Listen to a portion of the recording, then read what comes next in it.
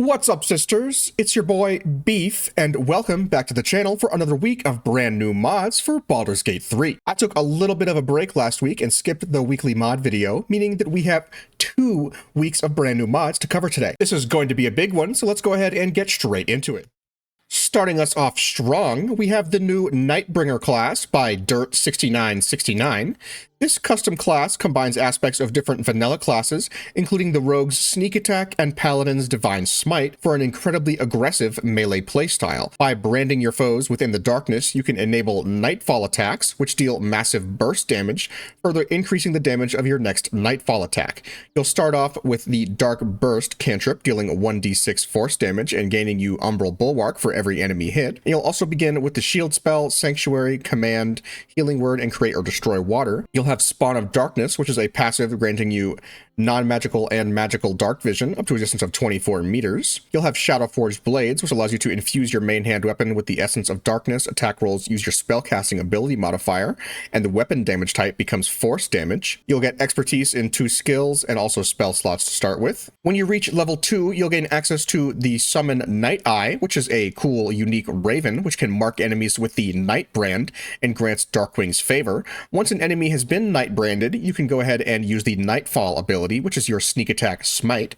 Target must be afflicted by Nightbrand while you have an ally within 3 meters or advantage against it. Killing a creature with this attack grants you a 3-meter movement and 1 turn of dark acceleration, and also does 1d8 slashing damage and increases as you level up. This is just a really cool class for all of your dark evil characters that want to work from the shadows and also spread darkness everywhere and have a cool raving companion that can help you to deal even more massive burst damage. Next up, we have the new Maidens of Valhalla Valkyrie class by Eclipse. Themed with Norse mythology, you can choose one of 3 subclasses, the Maiden of War, Daybreak, or Valhalla. You can choose any from a variety of Norse gods like Loki, Baldur, Freyja, Ymir, and tons more, which will grant you access to specific passive abilities or spells to customize how your Valkyrie plays. If you choose Thor, you'll become resistant to lightning damage and immune to thunder damage. If you choose Ymir, you'll get immune to any effects that would move or incapacitate you. If you choose Freyja, with the Love of Freyja, you gain advantage on all skill checks. If you choose Baldur's Gate, with the Light of Baldur, you can unlock any object. Scaldi's World of Ice, Uller's True Sight, a whole bunch of different abilities. You can choose these at level 1, 8, and 14. The 3 different subclasses are the Daybreak, which is a defensive and support-oriented playstyle. The Valhalla is a balanced healing sort of playstyle. And the Maiden of War is a more offensive playstyle. This class ultimately combines aspects of Paladins with divine necromantic summoning to create a unique Norse-themed playstyle that can choose to focus on either damage, support, or summons. Next up, we have the Sword Mage class by Beat Around My Bush. I love that name. This custom class allows you to summon floating spectral swords that can attack from a distance, similar to the magic glint blade spells from Elden Ring. You can choose from 2 different subclasses that focus on either single target damage with 1 sword or multi-target damage with a swarm of spectral swords. This class features progression up to level 20 and just provides a really cool feel that isn't otherwise represented in the game. Next up, we have 2 new weapon mods by one of my favorite creators, Skirby. Levin Greatsword Lightning Blade is a legendary greatsword infused with the power of lightning. Using this weapon, you'll gain 1 Gauss charge at the beginning of your turn in combat, stackable up to 2 times. Gauss charges grant you free actions and can be rolled over into your next turn if you don't plan to use them this round, allowing you to strategically plan your lightning-based burst damage. Like other mods by Skirby, this weapon will grow more powerful as you level up and unlock new abilities. At level 1, you'll start with the Bolt, Pound, and Overcharge abilities. At level 3, you learn Levin Blitz. At level 5, Levin Bolt. At level 7, Dual Strikes. At level 9, Levin Onslaught and Condensed Bolt. And at level 11, you'll learn the capstone ability Mass Lightning. Our next weapon mod by Skirby is the Hand of Tessera Golden Katana. I'm like 90% sure this katana is inspired by Millennia from Elden Ring because it's an enormously long golden katana, and the description says that you will never know defeat with this in hand. Additionally, it comes with abilities like Goddess Word, Grovel, and Contagion Flesh Rot, as well as weapon actions Tessera Slice and Foul Dance. My favorite part about this weapon, though, is that the legendary version increases your strength score to a whopping 28. Even cooler, the weapon itself is emblazoned with glowing rune script scripts that are just beautiful to look at. Next up, we have a few funny gnome-themed mods to cover that will raise the silliness factor of your game tenfold. First, we have Underpants Gnomes by Gabe Caramescro. Inspired by the Underpants Gnomes of classic South Park, this mod will have you wondering what happened to your character's underwear, and possibly your weapon too. The gnomes took them, of course. Phase 1, gather underpants. What do they do with your underpants? I don't know, but phase 3 is profit. If you try to fight the gnomes, they'll try to take your weapon too. If you let the gnome leave unharmed, your undies will be gone forever. I haven't been able to get the gnomes to populate myself yet, but I expect that they will show up at some random point in my game. The mod doesn't specify when the gnomes will show up, but take this from me, they definitely will at some point. Next up, we have Gnomely by Sick. This mod is pretty simple. It turns Dolly Thrice into a gnome, because why not? She's already pretty goofy, let's make her look a little bit extra goofy. If that's not enough goof for you, Sick has brought us Gnomes Gate 3, which turns every single origin character into silly little gnomes. We can see here in the character selection screen, we have Gnome Astarion, Gnome Lae'zel, whose skin is a little bit changed because of another mod that I'm using, Gale, who's also a gnome. We've got Shadowheart turned into a gnome, Wield turned into a gnome, who's also been a little bit whitified because of another mod that I'm using. Karlach has been turned into a pale gnome because of that same mod. But here's the thing, it's not just origin characters though. Several notable NPCs are also turned into gnomes. Auntie Ethel, Counselor Floric, even Kithrak Voss. I've got Volo here, and he's a little itty bitty gnome. Every single one of these characters gets the short end of the stick with this incredibly hilarious mod. Next on my list of goofy mods, we've got the Magical Plug by Rockfield, which adds, well, a specific type of plug for you to equip in your ring slot. When you equip the plug in your ring slot, you'll gain the Vibrating condition, which increases all of your stats to 30 except for Constitution. You'll also gain access to 3 new spells. Vibrate High allows you to fly from vibrating so hard. Big Pulse uses a bonus action to give you a +10 bonus to all rolls and saving throws. And Climax allows you to deal between 50 and 300 damage while you have the Thrust buff active. Do with this mod as you wish, just don't tell me about it in public, please. Okay, that's all for our goofy and silly mods. Yeah, that's the right word for it. So next up, we have Talona's Curses and Maladies by Minerva, which allows you to inflict yourself with a variety of powerful curses that can vastly change how you approach the game. When you install the mod, you'll get access to Talonia's Primordial Malady, which is a staff that has the Talonia's maladies and the curses available to it, so you can apply them to your character. These are perfect for different unique roleplays, allowing you to make your character permanently blind, mute, or deaf. You can afflict your character with crippling anxiety, depression, or psychosis, and even make them addicted to speed potions. Yes, you can make your Tav a Faerunian drug addict. Each of these afflictions is more or less incurable unless you use the staff to apply Talona's Divine Restoration on yourself, meaning you'll have to contend with the consequences of your choices for the duration of your entire playthrough. These are actually perfect for increasing the difficulty of the game, since you'll have to problem solve and limit yourself to overcome the game's challenges with different unique effects, like Talona's Fungal Zombie Infection. Your body is contaminated with a strange fungus. If you were to die, your immune system would not be able to keep it in check, and it would probably take over your body and turn you into a zombie.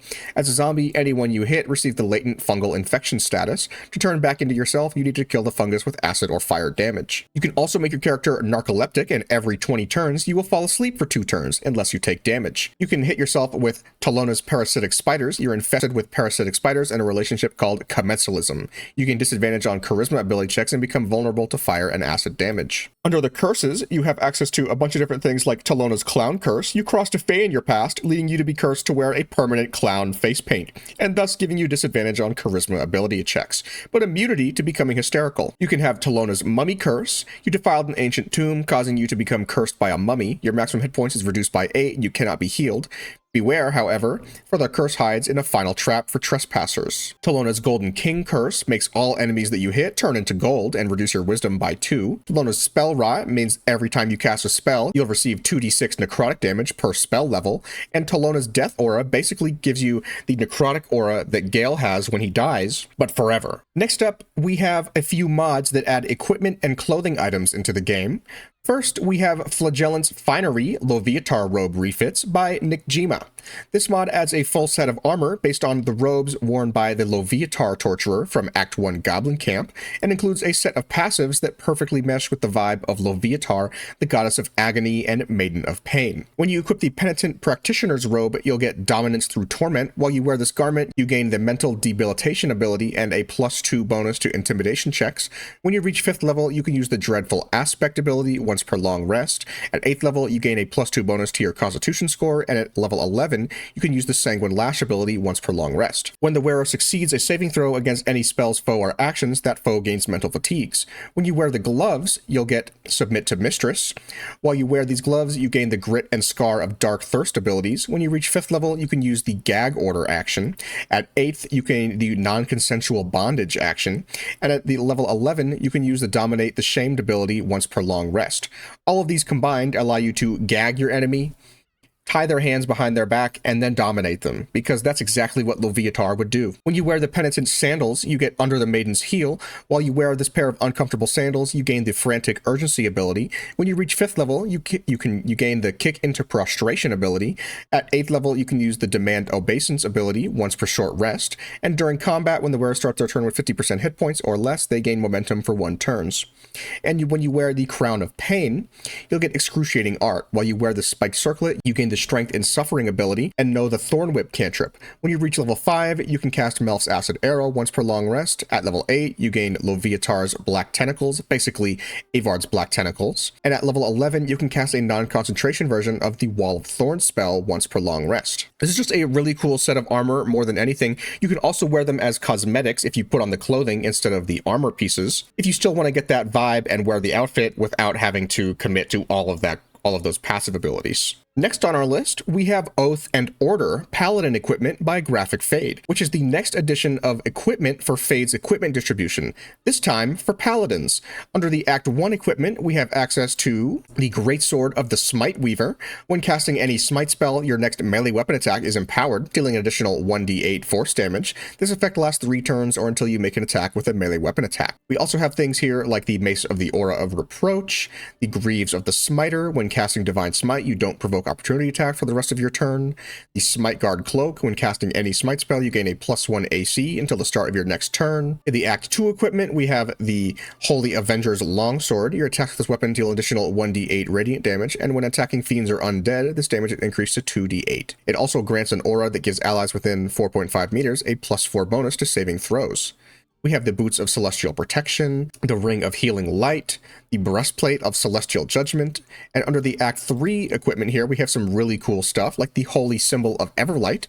The symbol emits a light in a 15-meter radius, dispelling any darkness for yourself and allies who are within this aura. Will regain the maximum hit points possible when healed and gain advantage on death saving throws. When the user expends a Lay on Hands charge, a flash of light emits from the caster, blinding any enemies within 3 meters for 2 turns. Really cool. We also have the Chalice of Divine Wrath, which is a ring that makes your weapon attacks deal an additional 2d4 radiant damage to creatures affected by Radiating Orb. So this is a perfect set for having a Radiating Orb, radiant-themed paladin that can just do tons and tons of radiant damage. Rounding out our list, we have a selection of really great cosmetic mods to cover. First, we have Notable Dream Guardians by Cobalt Cactus. At this point, when I need to create a new Dream Guardian, I usually just hit the randomize and let RNGesus take the wheel, accepting whatever I get. Instead, this mod adds 42 different presets that replace your Dream Guardian with different NPCs from throughout the game. You can choose Vlaakith, Orpheus, Viconia, Nier, Corilla, Floric, Kaga, Duke Ravengard, Barkus, Zrel, Alfira, Zevlor, Dammon. There are so many options, I can't list them all. Right here, when we're selecting through them, we choose body type 1 or 2 from all of the different options. Under Drow, you can see here that we have Viconia and also Nier. If we change our subrace to the Seldarin Drow, we can choose one of the 2 Drow from Sharess's Caress. If we go back here and we go to Tiefling, we can have Alfira, and we've got Zevlor. If we change our subrace to Mephistopheles Tiefling, we've got Roland and Shadowheart's friend, I don't remember her name. Under Zariel Tiefling, we've got, I don't even know who that is, but she looks cool. And we've got Dammon here. Under our race, if we go to Dwarf, we've got Dareth Bonecloak and also Nettie. If we change our subrace to Shield Dwarf, we've got Corilla and Glitterbeard guy. Under the Dwergar, we've got Gek Cole and Sergeant Thrin. Under Githyanki, we've got Vlakith and also Orpheus, so you can have Orpheus as your Dream Guardian if you so choose to. This is just a really cool way to have a bunch of different characters available as your Dream Guardian instead of just the standard randomized character that I always go with. Next, we have a bit of a silly cosmetic mod. Coquette Bow Replacer by Poce Libre is possibly the cutest mod that I've ever seen. It's simple, really. This mod gives Boo a cute little bow. Why? Who cares? Let him have his fun. Next on our list, we have NPC Redesign Temple of Baal by Azazel Was Taken. Like other mods in the redesign series by this creator, this mod completely overhauls the character designs for NPCs in the Temple of Baal. Orin will get a bit of a color shift. The Slayer form is also going to get a cool change, as we can see here, and Orin's daggers also get a slight change in their color scheme to be more silver and less gold. The creator plans to update the mod in the future with redesigns for each of the NPCs in the temple and also the murder tribunal, similar to their other NPC redesigns. Next up, we have Rogue Tattoo by Dungeons & Souls. This mod allows you to add body tattoos to your characters instead of just the base game's facial tattoos. When you're in the character creation screen under your race, you can choose to add body tattoos or stick to the default appearance, and then when you go to edit your appearance, you'll have different options available to you. The different tattoos will be added to the Draconic Bloodline option, so that when we go into edit our appearance as a Draconic Bloodline sorcerer, we have access to all of these cool different tattoos.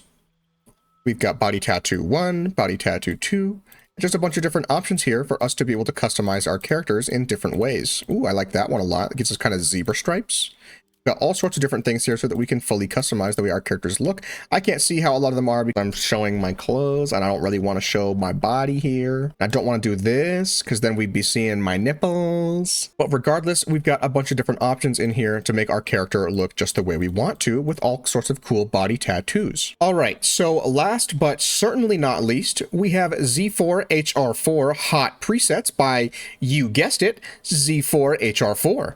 This mod adds 3 new female faces and 4 male faces for you to make your characters, well, hot. Because we all want to look a little hot sometimes, right? Nobody wants an ugly tav. When we're in the character creator and we scroll all the way down under body type 1 as a female, we have ZP Regia here. We've also got ZP Eris, and we've got ZP Rhea. If we switch our character back over and go to body type 2 and edit our appearance and scroll all the way down to our faces, we've got access to ZP Cedric, ZP Helios, ZP No Stub Helios, and also ZP Stub Lucius. And there is one thing that I can say about these faces is that they are hot. But that just about does it for this week's new mods. We covered so many in just this one video. Let me know which ones you're most excited about using. If you have a mod that you think deserves the spotlight, let me know in the comments down below. If you like this video, let me know by liking the video and subscribing to the channel for more modded Baldur's Gate 3 content. But until next time, stay beefy, sisters, and I'll see you in the next one. Bye!